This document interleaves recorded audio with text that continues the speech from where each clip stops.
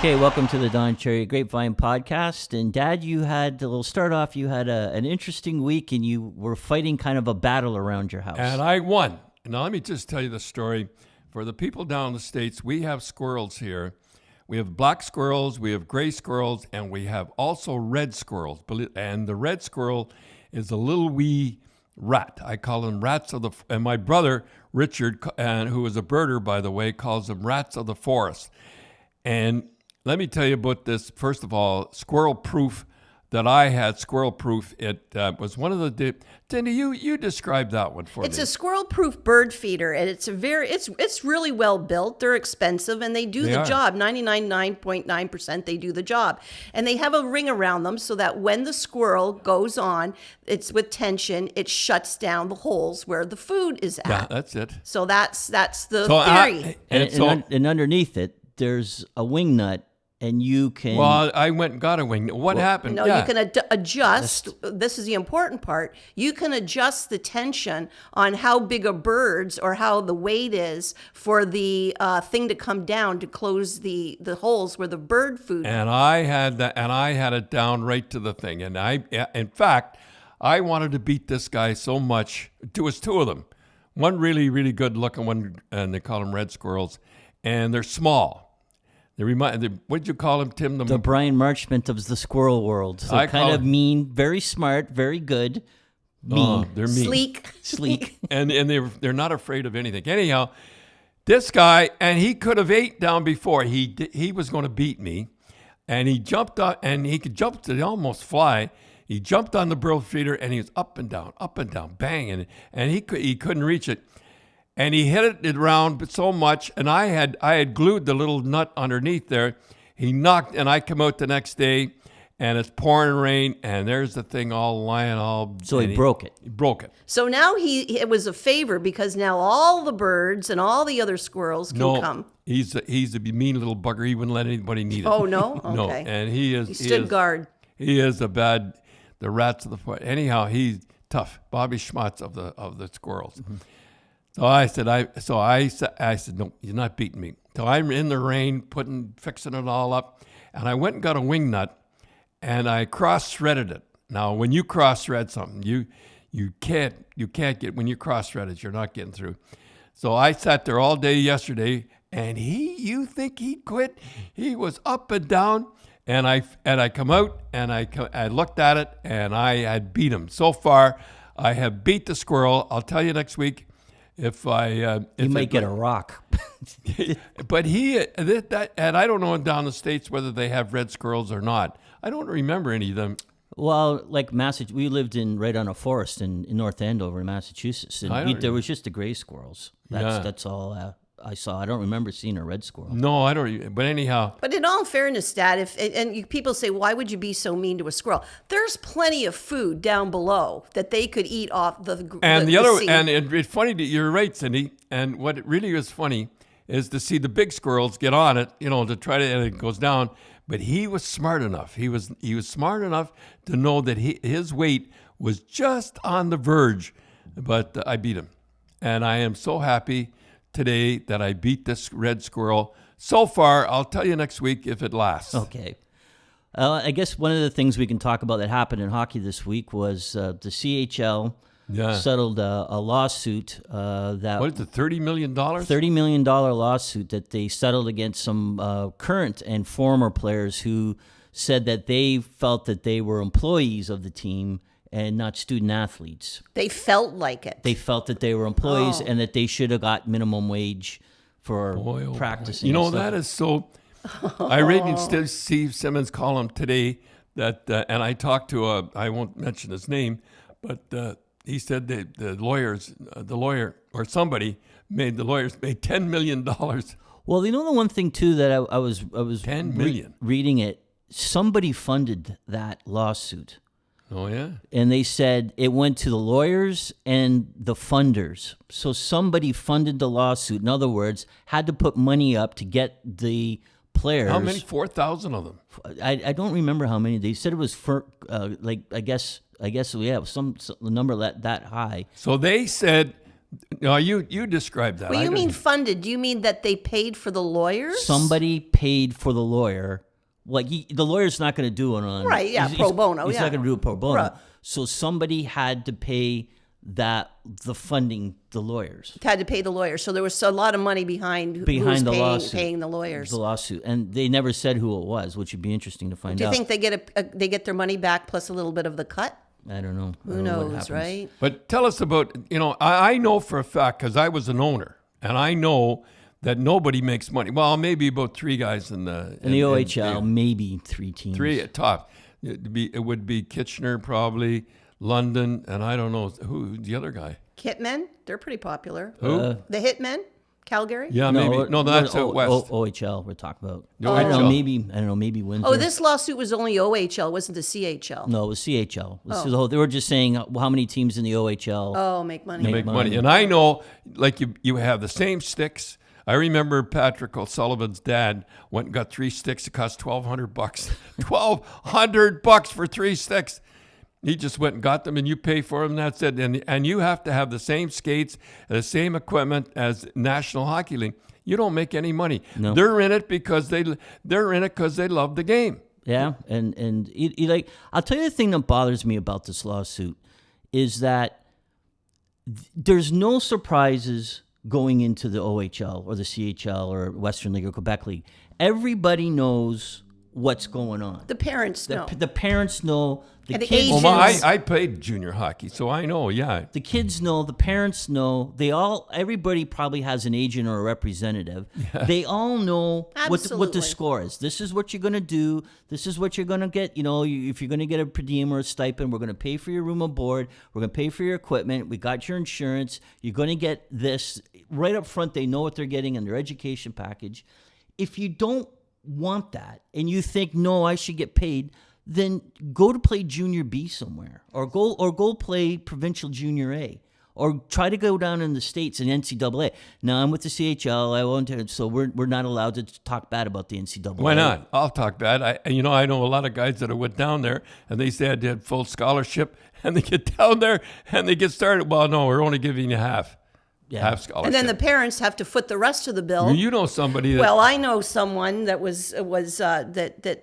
went down there, or had a friend that went down there. Oh, they give you the song and dance. It's a full ticket or whatever they say, the whole deal. Parents get down there, kid gets down there. Well, they're not paying for this, they're not paying for that. The parents had to put a second mortgage on their house to get the money to foot the bill for that kid to play hockey down in the States. That's how much they fool the parents going in. But I played junior hockey. We won the Memorial Cup. Thank you very much for Barry. And I knew going in, as you said, I would never dream. But there was 4,000, I think, got the money. Yeah, well, they all pile on, right? Yeah. But I like, what kind of lesson are the parents teaching those kids that let those kids go into that lawsuit, that you knew going in exactly what was going to happen?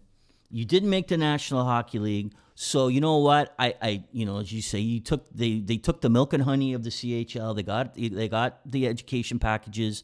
They got all the equipment. They got the shot to try to make professional hockey. It didn't work out, and then they whined, saying, "Well, you know what? I did that. That's not enough." The team played. The teams pay for everything. Yeah. And as you know, or a lot of people don't know, I was involved with the Ice Dogs in the front office and the merchandise. And you made money on that. And the only part of the Ice Dogs, folks, let me tell you, that made money was the merchandise, and that was me. It was good too. Yeah, well, we had a good logo. But we had a good logo. But Dad, I mean, how many calls did you get from David Branch about the merchandise? Because I wouldn't let any of the other teams. Oh yeah. Remember that? I wouldn't let any of the other teams sell the Ice Dog stuff. Yeah. Which was against the rules.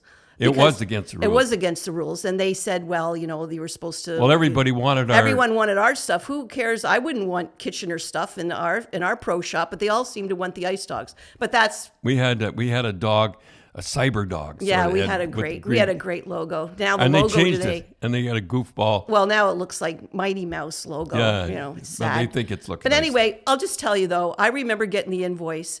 the team even had to pay for the pants for the kids to go to school. Oh, they couldn't even pay for their own school pants. Well, I mean, come on.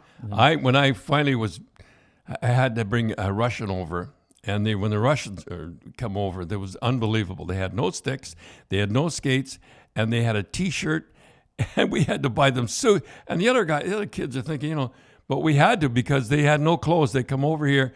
And so I didn't know that we bought them black pants. Yeah, we for the bought them uniform. pants, and then we bought them the pants, and then I watched the parking lot when the kids would leave the practices, and the sticks would be going home to their brothers and sisters. No, I stopped all that. Yeah, well, it was cracked. And then, in the latest stat I got was the 2017-18 season.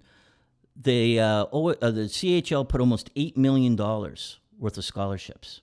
$8 million worth of scholarships. And almost that year, close to 1,000 ex-CHL players played college hockey or secondary hockey and got an education. Well, that's the best way to get the National Hockey League. And then they almost spent another $2 million on kids who are still with the team but taking university courses. Remember the guy we had? Right. Andrew Smale was the guy. He was taking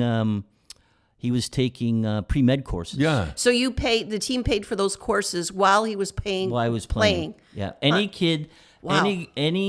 kid can take courses, and while they're playing on a CHL team, the CHL team pays for it. What a deal. I know. So it's up to the kids, right? You could graduate early. You could take courses if you want. The team will pay for it.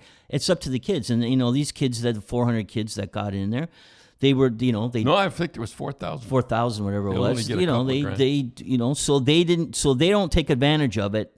And then they whine and say, well, I want money now. I want my $16 an hour. And the only person that made any money was the lawyers. At the end of the day. $10 million. There was a Steve Simmons column, like I said, that the lawyer made $10 million. $10 million, the lawyers. I mean, and you know what Shakespeare said about lawyers? I better not say it. But I think what's happened since then is all the provinces have deemed kids playing in OHL, Quebec League, and the CHL as student athletes. So this won't happen again. But again, you have your kid. Everybody knows what's going on. Everybody's up front. Everybody knows what's going to happen. And then at the end of the day, if you don't want to do that, go play somewhere else. Yeah, I know. I played junior hockey, and I was an owner. And believe me, we didn't make any money. And like I said, only about 3 of them make money. But let's talk about. I know a lot of people don't understand what's going on in the baseball with the plague, and I've written down a few things. I said, tell me where I'm wrong here. They get the baseball gets a partial compensation, the players. And they get $170 million. I think they owners put out $100 million. The major, you got to be a major league guy, and that's the way the baseball works. Am I right there? Yeah, I get. Yeah, they still don't know what they're going to do. I think the funny one, and I read in the paper, the funny one about is Mookie Betts. He come over to the Dodgers with David Price. He could be a free agent next year if it works out. And he never played for the Dodgers one game. He could be a free, and you know what he makes? $27 million a year.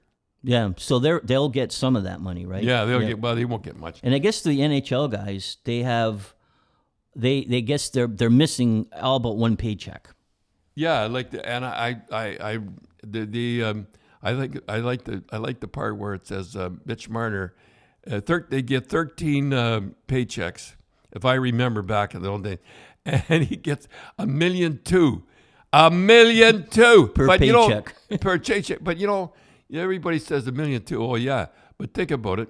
The government takes 55% of that. Yeah, and the owner, and that the agent and everything takes a little piece, so he doesn't get $1.2 million to start with, because the government, and they all pay the government 55%. Well, that's why a lot of them like going down to Florida or going to some of those other places where the taxes aren't as high. Well, there was one guy from Ottawa, Wade Redden, I think it was, went to Hartford, where they don't have any sales tax or anything. He almost got off scot-free. But all those guys, all the baseball guys, they all pay the Canadian government. But imagine that, 55%. That's what when I was making good money. I don't make any money now. When I was making good money for Hockey Night in Canada, I paid 55%. Yeah. There's a book out, I got to tell you a book. Well, I forget the guy's name first. Dave Rubin, I think it is. And the name of the book is Please Don't Burn This Book. And believe me, it is a great book. I read it. That's what I was reading when I was looking at the Squirrels. But anyhow, it is a good book. It's Please Do Not, and it is a good book, believe me. And You're not getting endorsed for this, are you? That's what everyone I don't get any money for it. There's Cherry pushing a book. He's probably getting a piece of it. No, I don't even know. I didn't even know the guy till I read it. I guess he's on YouTube. Yeah, he's kind of what they call them, intellectual right wingers. Oh, they have to clarify right wingers, eh? They have to clarify that they're intellectual. All right wingers. Yeah, him, as opposed to. Yeah, but he's like a Ben Shapiro type guy that you don't want to get into an argument with. Oh, there was one guy. I think the guy's name was Larry Edler. He was he got on with him. He had all the facts, and he just buried him. It was a good book anyhow, and it just come out. I think they had a full page article, and my buddy Peter Pick, not a name Peter Pick, he give it to me, and I recommend it. I don't remember. That's the only book I recommend, and it is a great book, and the name of it is, and it's got a great big match on the cover, and it's got Please Do Not Burn This Book. Anyhow, that's what I was reading when I was getting my squirrel. Oh, down goes the book, out it again. I'll let you know. And in hockey, do you know the funny thing about hockey? That Bettman actually had a clause in there for something like this plague. And it's like, he had a clause in there. Yeah. So I don't know. What are they going to do? I forget what they're... Well, there's two issues that they said that they're kind of having problems with. First of all, they don't know what's going to happen with the draft. Yeah. Because they don't know who's going to March 15th, I think it was. It's coming up in 3 weeks or 4 weeks is supposed to be the draft. And they don't know how they're going to, because, the teams. And then they're still talking about doing... having a few games to get ready and then doing a 2014 playoffs. And Gary Bettman, he keeps saying, he says, I was reading an article in The Sun this week that he says he hasn't even contemplated. Pause. They call it a pause. Yeah, he says he hasn't even contemplated canceling the season.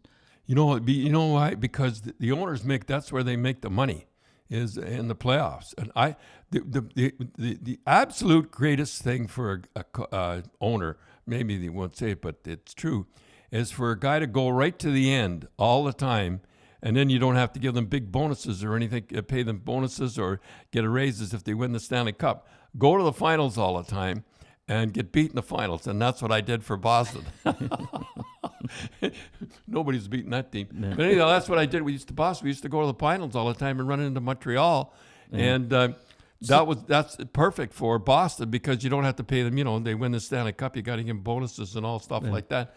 So speaking about that, we were talking about this the other day, that Montreal, they had a powerhouse forward team, right? Their forwards were powerhouse when you played them. The first line they had was Schutt scored 60 goals, 60 goals, and Lemaire got about 35. And Lafleur on the right side, that was their number one line, got 52. Yeah, so about 130 some goals. That line scored more goals than some of the teams, more than Washington did the whole year. So, but their big thing was they had Savard, Robinson, Lapointe, right? That was their the big thing that they had that nobody else had was their defense. Robinson isn't Savard, Guy Lapointe, and he used to kill us all the time. Anyhow, but we were talking about what could have been with Boston. You want to hear what could have been? Go ahead, Tim. So, this is unbelievable. So let's just say, things worked out when you kept Bobby. And I think if you're right, let me just jump in. and they hated me so much or disliked me so much. They knew Bobby and I were friends. If they had told me what they were offering Bobby, I could have told Bobby. But Bobby, and I remember phoning Bobby, and I said, Bobby, I said, geez, don't leave us and all that stuff. And he said, Grapes are not offering me any money. And I said, well, they wouldn't talk to me. And they weren't offering him much money for what he was. And he says, I can go to Chicago. And I said, oh, I don't go to Chicago. I'm kind of begging him and everything like that. And if Harry or one of those guys had to come to me and said, we're offering him 18% of the club, he'd have stayed. And I would have I hate to say this. He would have played the power play, all the power plays still on. He would have taken a rate. The only thing he would have not done, and it would have been tough, is kill penalties. Because when you're a defenseman, it's tough killing penalties. You got to block shots. You got to do and he would not have killed. And I remember the very first time we played him in an exhibition game. He went to Chicago. I remember Billy Ray, and it was terrible ice in Chicago, and we had an exhibition game there, and he played him about 30 minutes. I thought, and I told in an exhibition game. In an exhibition game, 30 minutes, and then rotten ice. And I said, don't dump it in his corner because it was tough for him to go. And he listened to this. He'd probably be mad at me saying this. But I knew, and I told the guys, I said, you go in after. I says, he won't last till Christmas. I said, But let's. Okay, I'm sorry. Go ahead. Okay, I didn't so let's just say. I would have. Let's just say that that we were Smiled and Bobby Orr. So you would have Bobby Orr, Brad Park, right? And we won 9 out of 10 games with those two guys, those two guys on the power play. So in 1977 and the draft, in the first round, you guys took Dwight Foster because he was pretty good. He was pretty good. He was the CHL champion. And you were telling me that the reporters were coming up. All the reporters were coming up. And what were they telling you? They were saying, you got to get this guy. He's a big defenseman. I don't know who he played for. University of New Hampshire. And he said, this guy even talks with a Boston accent, Boston, and the whole deal. He says, you got to get this guy. And I went to Harry and I said, Harry, get this guy. I said, we're not going to start listening to reporters and, and stuff like that. We've got great scouts. I won't mention their names. But anyhow, so, we could have got this guy. Go ahead. So in the second round, it was kind of later round, you guys took, or Boston took, Davy Perro. And we had 3 goalies. He was a goalie, a 5'10" goalie. We're not knocking Davy. It's not his fault. But we had Ronnie Graham, who was the best goaltender in the WHA. We had Gilly Gilbert, and we had Cheevers. We had 3 goalies already. I mean, I know they traded Graham for Bork later on, but still, at that time we had 3 goalies. 3 start. Well, any one of those could have been starters on any other team, right? Yeah. So, and guess who Montreal picked next, right after you guys? Rod Langway. Go ahead. Tell. Have you got 15 seasons in the NHL, 2 Norris trophies, captain of Washington. So imagine you would have had Park, Bobby Orr, then you would have had Rod Langway, and then 2 years later, you would have had Ray Bork because they traded him. So all Norris trophy winners. Yeah. So imagine that 4. Their starting 4 would have been Orr, Park, Langway, Bork. And Bobby would have lasted with me. Because, and I'll tell you a funny story. When he played, the last year he played, this is unbelievable, Bobby Orr. Here I am, Bobby Orr again, but still, he won the scoring championship. He had 46 goals, 89 assists, plus 123. Then he went to Team Canada the same year, and he was the MVP. But you could see his leg was going, and that's when all the trouble and all that stuff, and he went to Chicago. But his leg was that good that he was the MVP. He just had to be, taken care of a little. Yeah. So imagine having that. Imagine having that defense. Oh, well, how many Norris trophies were in that? 4. I don't know. I don't know how many Bork got. They all won it. Yeah, they all. And Bork just had, boy, I watched Bork the other night. Boy, he was good. I watched him on the replays and that. He was good. Boy, imagine him and Orr together. Yeah. Oh. Well, you did that a couple of times with in Peterborough. You went up to see Dougie Hallward, right? I went Dougie, and I think he broke his leg. But you saw I saw Stan Jonathan, and I kept going to Harry. I said, Harry, do you get this? Can you get this little Indian guy, Stan Jonathan? Now you have to remember this was the 70s that you said that. Well, anyhow, and I just loved him. And we got him, and he ended up with 26 goals. Yeah. I knew what was going on. And then you did the same thing with Mike Milbury. Mike Milbury, I'll tell you a funny story. John Hoff was his name, and he played for me, and he went to Colgate. I think he went to Colgate, yeah. And he said he played for you in high school, Pittsford High, and we had Pittsford High. We had a power play on that pitch. We never lost a game during the regular season, and we never lost in the playoffs. The other team get a penalty; it's automatic. Wait, let's see. We had Eddie Scott in the corner. We had Jay Hill in front. Jeff Nisley, that was the first line. And on the point, we had John Hoff and Al Vivaberg. And boy, they let screamers go. And the other team get a penalty. It was automatic goal because these guys were so good. So what was it? John Hoff. Oh, yeah. So he said he came back that summer, and I was in Rochester, New York. And he says, there's a guy that played there, plays like you. He says, his name is Milbury. And I says, oh, yeah. So I had to fly to Boston. I was living in Rochester, and I flew to Boston, and we're all through. We had 60 guys at camp, and I said, "Isn't there a guy?" I said to John Carlton, who was one of the scouts there.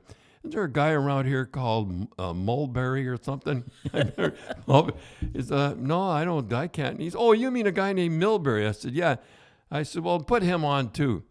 And so we got him. We got Milbury, and Dougie Hallward broke his leg, and he was our number one draft choice. Yeah. So a couple of guys you got. Stan played how many years, and Mike Milbury. 26 goals. And you just kind of said, can we get them? And Harry did. But well, yeah, he got them about the 8th round or something. Didn't something like that happen with John? John Wensick, that was funny. You know that really made the Boston Bruins was a guy named Bob Gassoff. Bob Gassoff was the toughest guy in the league. He's not a big guy, good-looking guy. Eh? You saw. Yes. You should tell that story later when I get through. So we went in there, and Terry O'Reilly was sick. I remember he was just sick. So was your second year in Boston? Second year in Boston. I guess it must have been your second year. Yeah. So I went to Harry. That's when I went to Harry, and I said, Harry, can I want to bring up John Wensick? He says, John Wensick is going down. He can't even make Rochester. I've got the MVP down there. How does that make me look at the scouts and all that stuff? And I'm going on. I said, have I ever asked you for anything, Harry? And that was because you guys were in Boston or in St. Louis. And Gassoff ran us out of the building. Because who was hurt? Terry. Terry was the only tough guy we really had. We had a guy, and I'm not mentioning his name, was absolutely terrified to go on the ice. I said, do me one favor. And Harry, by golly, he got him for me. And it made everybody in the organization look bad. And John Wensick was going up to get his ticket to go to Binghamton or someplace. And he said, no, you're going to go to Boston.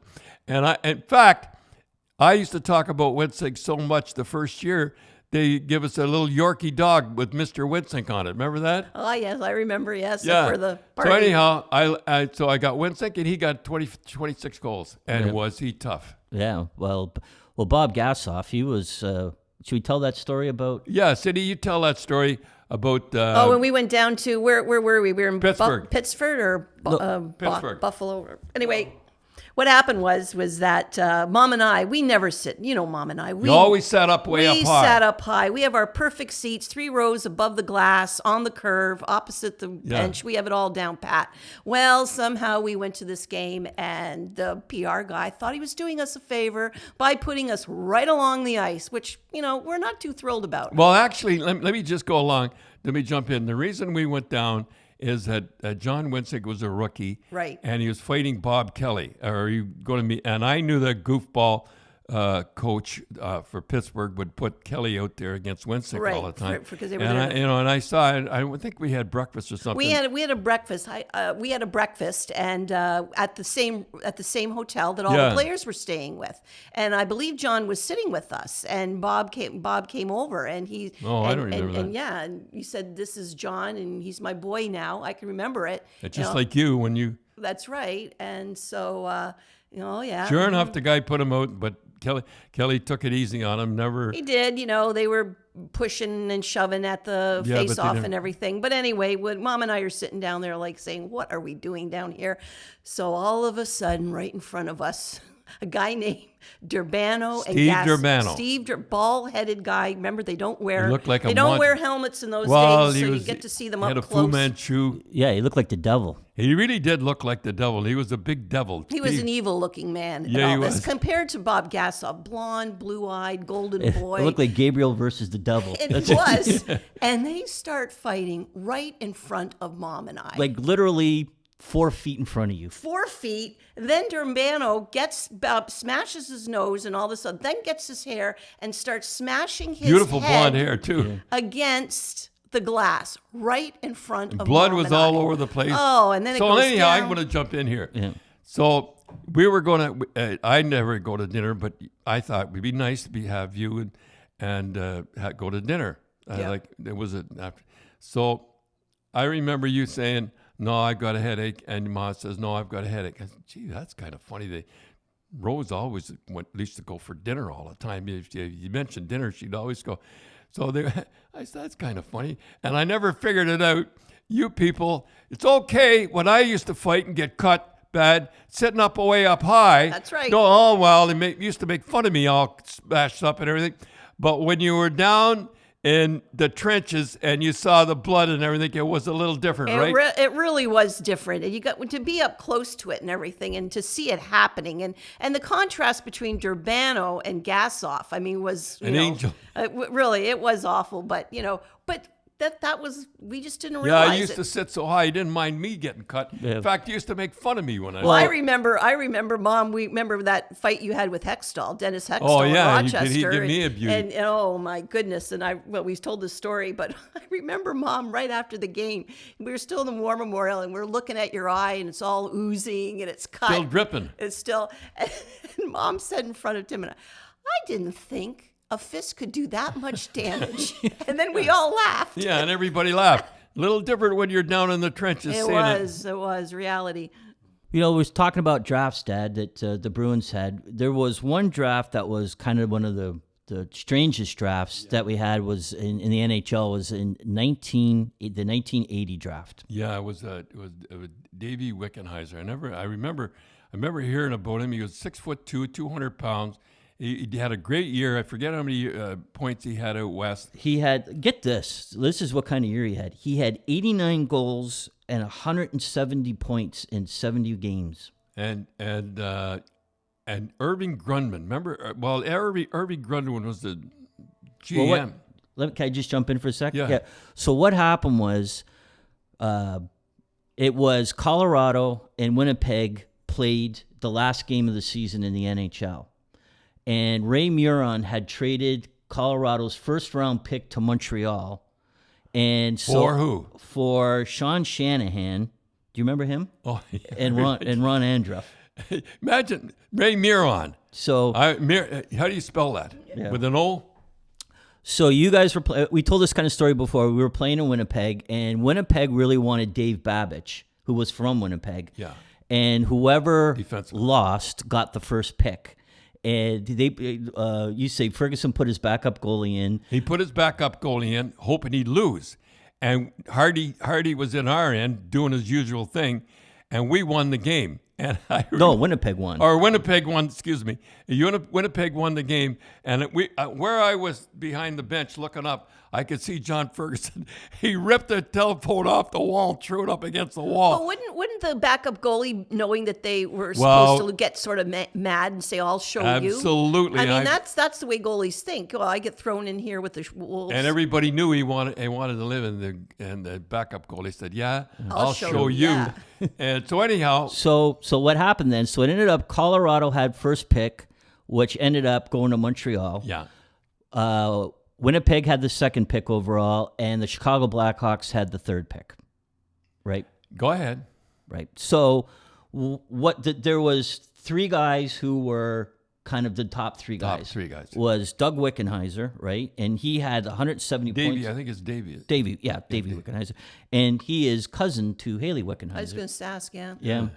And then Dave Babich, who was the defenseman, everybody remembers him. Yeah. He was from Winnipeg.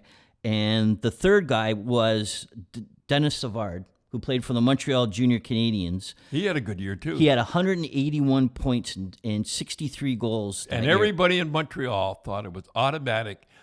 Dennis Savard was going to go to Montreal. Played in Montreal, French guy. And Irving Grundman liked, and he wanted a big, I'll tell you why he wanted a big centerman. He wanted a big centerman like Beliveau. Beliveau had retired, and he thought, Davey never dreamed he'd be going to Montreal, and that's exactly what happened. Yeah, well, and the strange thing was before, too, this was the first time that they did it in a rink, with fans. Oh, yeah. And guess where it was? Montreal. Oh. And so everybody there expect Dennis Savard. Yeah. He's just a little guy, but like a little water They had bug. the sweaters ready, I'm sure. Oh, and all of a sudden they said, what? Dave Wickenheiser? And all the people in Montreal were ticked off. You can't believe how they were ticked off that they take this Western guy over this French guy who was dynamite in Montreal. Yeah. Well, you were saying, too, well, and I guess what happened was, in kind of reading the story, that Claude Ruel was the coach. When he hated Wickenheiser because he wanted another French guy. He wanted Savard. So poor Doug. He had Ron Curon was there. He wanted Savard, and they were all overruled by Grundman. And they had imagine Wickenheiser going there. First of all, the coach doesn't like him, the head scout doesn't like him, and the crowd doesn't like him. And then to make matters worse, they gave him number 25. Yeah. Which Jacques Lemaire just retired. That was his number. So a lot of the fans were mad at that.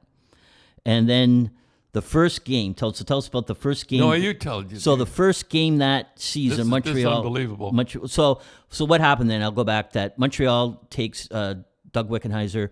Then Chicago, Washington, or Winnipeg took Babich, which they were happy with, right there. And then Chicago took Denny Savard. So the first game in Montreal that season is against guess who? Chicago. And guess who gets first star?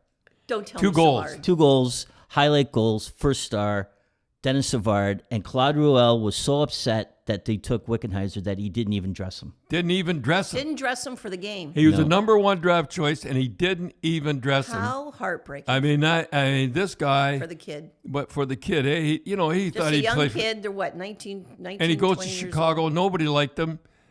And when the coach doesn't like you, you're in trouble. Yeah, and there was kind of I think that put a dark cloud over his sort of over his thing, and he never really kind of, he didn't play, and then he became the whipping boy in the media, and you know how that is. If the media gets on you, right, like that every time they lost, it was somehow his fault. Yeah. It was like, remember the Leafs? They did that to Larry Murphy and Brian. Was it McCabe? They did that too. They, I could see Larry Murphy. And he went to Detroit, turned into he won the Norris Trophy. But I could see him, but no, I couldn't get over McCabe. Well, I don't know. You never had a whipping boy, did you, on your team? No, I had a few. When you coached? Yeah. Well, you have fun, but there was you never got. You got rid of all the guys you didn't like. I got rid of them. But like McCabe, like the media got on him, and then the fans got on him. Yeah. Right. Well, anyhow, we're cutting off. They're like lemmings anyway. They just follow the media. We're off Davey Wickenheiser. Nobody had so then he goes to St. Louis, and so he's doing pretty good in St. Louis, and they have a little party after, they had I think a barbecue or something like that, and they get in the back of a truck and they're kind of fooling around. He falls off the truck, and he rips his ligaments and the whole deal of his knee, and boy, I mean, nothing worse could happen to the guy. Go ahead, Tim. Yeah, so that was pretty much it. He was so good. He was so talented, and then unfortunately he got cancer. He had a little cyst, you said, or something. Yeah, it was a cyst on his wrist, and he always was kind of bugging him. And they went and they found it was a rare type of cancer, and unfortunately he passed away in 1999. Yeah, so, he was just a young so guy. let me ask you something, Dad. If he would have went to Chicago, let's say Montreal would have taken Savard, Yeah, well, he should have. which they should have, and then he would have went. You think his career would have been different? Oh, he would have been the hero there. He would have been if he goes to Chicago, which they would have taken him. He would have been the hero. That's the kind of guy, from the West. He was Probably a lot tough, less pressure too, right? Oh, no pressure, and Savard had no pressure on him. They ended up with him, but he had great years in Chicago. Savard. Oh yeah. Well, even the second year he had with Chicago, I think he had 119 points his second year. I remember him one game. I forget who it was, but he got the puck. It was in '88. That was maybe the greatest goal of all time. He against Edmonton. And he went this way, went that way, went this way, that way, and he was like a water bug, eh? And he Yeah. ended up scoring. Yeah. I think a lot of people remember that goal. Yeah, if you want to see a great goal, go on YouTube and Google Savard goal versus Edmonton '88. It's just, and it was like he walked around Charlie Huddy, he walked around Paul Coffey, he walked Good around guys. Mark Messier, walked around Glenn Anderson, walked around Wayne Gretzky, and then I mean, somebody's got to check this guy someday. And he zinged it home on Grant Fuhr. Was it Grant Fuhr? yeah, well, Grant Fuhr was in net, so that was. And it's funny how you say though, things might have changed if you would have. Well, I guess that's the old story again. If I had been told, if they had told me about Bobby, I could have told him about 18% of the club. Imagine I think it's worth $185 million now. If Wickenheiser, if Grundman hadn't, they wanted Savard so bad, and Irving Grundman said he wanted the big defenseman. How things would have changed for Davey. Yeah, well, I remember when we interviewed Scotty Bowman on the Grapevine show, and he after that year with the semifinals with Montreal, he left. He went to Buffalo. Well, because of Irving Grundman, and he thought he was going to be the general manager. And he just said, I can't work with him. He said Irving Grundman wasn't really a hockey guy. Was he the owner? Or No, he was GM. He was a GM. A GM. Yeah. Anyhow, So, but it was kind of a sad story. When he went to, I was through with Boston. He wanted me to go to Buffalo as an assistant coach. Yeah, Scotty? Did you know that? Scotty did. Yeah, Mm-hmm. I said no, Scotty. I remember I'm not an assistant coach, and there's a difference of being assistant coach and main coach, and someday we'll go into that. Yeah. But well, the one quick story was when you talked to Harry about going to Team Canada, and and he says, "Who's going to be there?" I said, "Well, Scotty," and you could see Harrison didn't like it. Coached the Boston. The Boston Bruins. There used to be two teams in the National Hockey League. There was the Boston Bruins and the Montreal. That was it. And the rest they were also Rans after that. And the last thing he says, "Don't you pick pucks out of the net." And I knew exactly what he meant. And and someday I must go into my little time I had. Yeah, well, maybe next week we'll talk about the difference between the head coach and an assistant coach. Well, there's a lot of difference, believe me.